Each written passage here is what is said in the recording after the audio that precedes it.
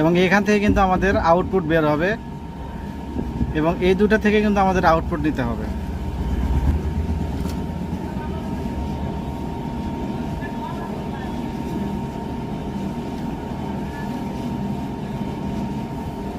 দেখতে পাচ্ছেন এইভাবে কিন্তু সেমভাবে আমাদের প্রথম কানেকশনটি দিতে হবে। এটা কিন্তু ব্যাটারির সংযোগ।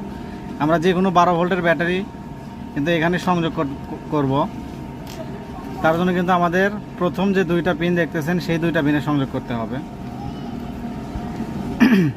তারপরে আমাদের ক্যাপাসিটরটি নিতে হবে। ক্যাপাসিটরের গ্রাউন্ড লাইনটা কিন্তু আমাদের মাঝখানের পিনে সংযোগ করতে হবে এবং অপর প্রান্তটি কিন্তু আমাদের এই প্রান্তে সংযোগ করতে হবে।